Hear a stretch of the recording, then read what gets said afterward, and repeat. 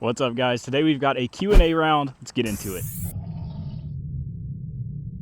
So yesterday I took to Instagram asking for your burning questions for me, and today we're just going to play from the shorts and answer those questions along the way. Should be a short and sweet one. If you're wondering why you did not see the questions, they were on my stories on Instagram. I think only like 40 people saw it, so my bad. Maybe I do a YouTube community post next time, but that's on me, I guess, and Instagram. Mark Zuckerberg, figure it out. So question one, short and sweet. Who is my favorite pro to watch right now? I came up in a time, like the 2016, 2017 seasons when I really started watching professional disc golf. Obviously, Paul McBeth, my favorite pro from then. Not super relevant now. He's kind of getting it back, unfortunately. But outside of that, I have to say Anthony Barella is so much fun to watch. That may be out of bounds and 80 years long. That is in the road. That's in the gutter. We're going to throw the forehand like we should.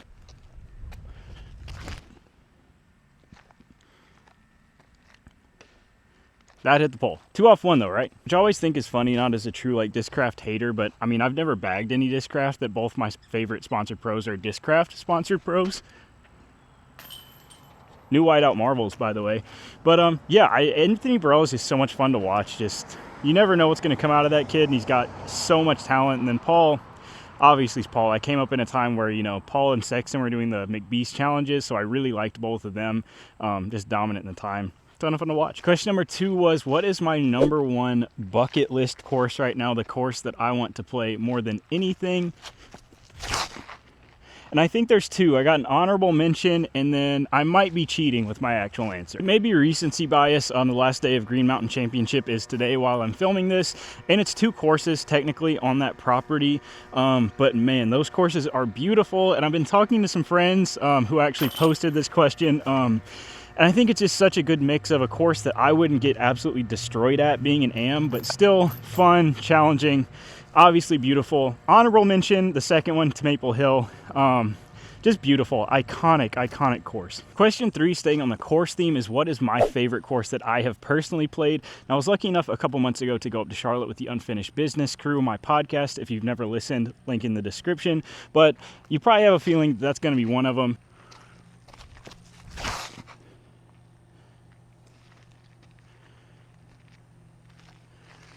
We didn't get to play all of Winthrop Gold because it was raining, but I doubt, outside of just it being iconic, it's Winthrop Gold. It's not like the craziest course design or anything. Hornet's Nest, gotta be my favorite course of all time.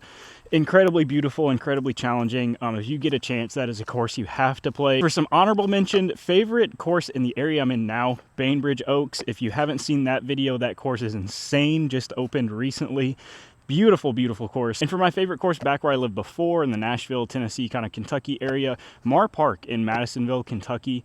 Incredibly challenging when I first got back into disc golf. I think I lost like 6 discs when I played there, but just a great course. Now to get in some disc-specific questions. This one is, what is my favorite new addition to the bag? Without a doubt, it's got to be the Alpha Disc Fjord. If you've been watching any of my recent videos, I've been throwing these all over the place. I almost said these. I lost one, but got to support the guy, James Proctor. They sent me 2, got 1 left. This is right between the Zone and Zone OS stability-wise, and Alpha's chrome line plastic is some of my just absolute favorite plastic in the game.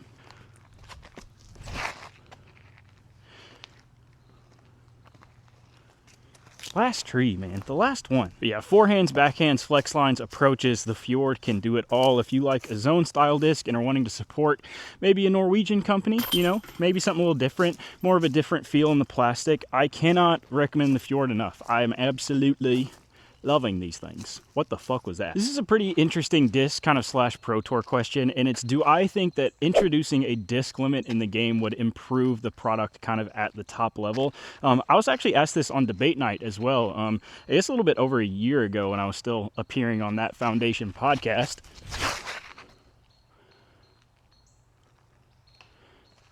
That super not that flippy, bro. Sorry, I thought that shot was literally perfect and it just didn't flip. My answer then, and I think my answer still now, is I really don't want anything to kind of artificially limit the creativity of pros at the top level. I do think it would have an interesting impact on like the Tour Series disc market though, and that's kind of what intrigues me the most about it. Because if you think about most professional players' compensation really directly tying to disc sales, that makes what you choose as your signature disc like that much more important. If you can't carry a ton of discs, or like let's say even we we like limit the number of molds that a pro can carry. I think that's another step further that won't happen, but it's an interesting thought experiment if you're kind of going down that rabbit hole of what that would kind of do to disc selection for a pro. It's pretty interesting. Next question is, I know you cycle discs in and out of your bag a lot. What is one disc that will never leave your bag? Yeah, I definitely, you know, especially starting off as someone who really just wanted to do a bunch of disc reviews, I wanted to kind of take out what's in my bag anytime I get a new disc that I'm gonna review and slot that in and play with it for at least a couple rounds. That makes disc selection very hard because I'm kind of always cycling in something new and shiny that I want to use. One thing that I have never replaced though, and probably never will, is the D-Blend Tomb. I had an orange one of these early run until it cracked. This one is kind of on its way to cracking pretty soon. You can see that that is just pretty disgusting at this point, but it really lends itself to what I think is my biggest strength, and I'm probably going to try to show it off on this hole. But nice hyzer flip through the woods gap hitters with the Tomb, short holes, and I love that it still has its torque resistance. If I let this go flat, it's really not going to burn over like the one I grip locked on hole 1, but on hyzer it is absolutely going to flip and drift the entire flight. Enough talking, let's see if I can still do it. Sorry, I don't know what's going on over there.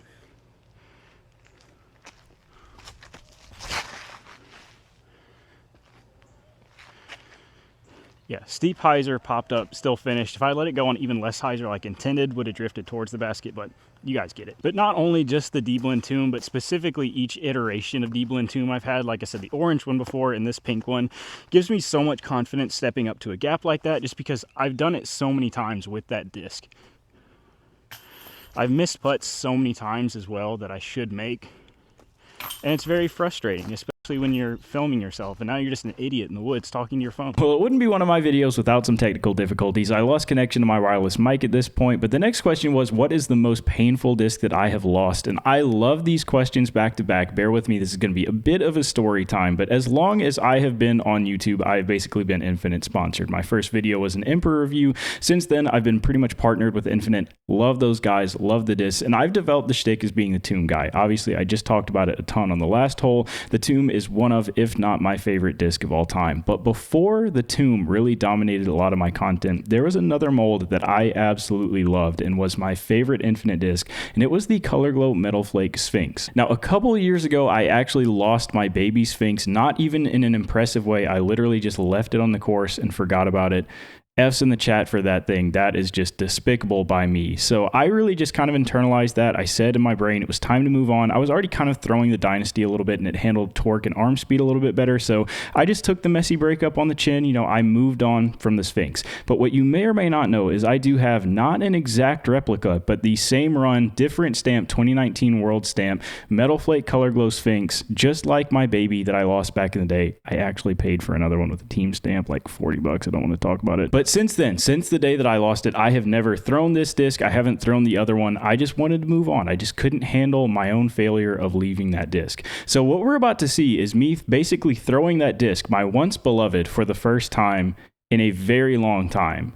So we may see the spark rekindled. Let's see. And boy, was I not disappointed. What an absolutely gorgeous flight. Just a flip up to flat, a little bit more stable than I remember. Went long in a suspect par 4 into some bushes that I definitely cheated. Did not go back and putt from there because I really just wanted to get to the next hole. Finally, the last question was, do I think that pure distance is the only way to challenge top level touring professionals? I'm really sad I lost audio for this one. I'm sure I had something incredibly eloquent to say in the moment, but my short answer is no.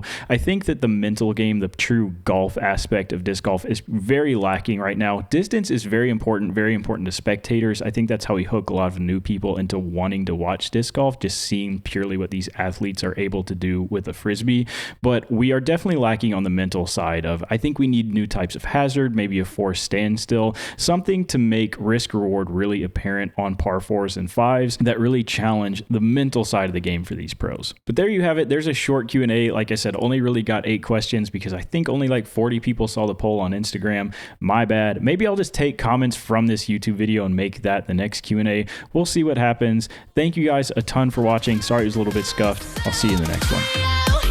Right, and a little bit of a secret nugget for the guys that stay around to the end. The real reason I lost connection to my microphone, when I threw this the first time, my baby 2019 Sphinx, it kicked into absolute Narnia, and I looked for it for no joke around an hour and finally found it. So that's the reason if you look at the end, I'm like much sweatier than the beginning. Daylight kind of shifts. I was looking for this thing for a long time. That would have been tragic. All right, see you guys in the next one.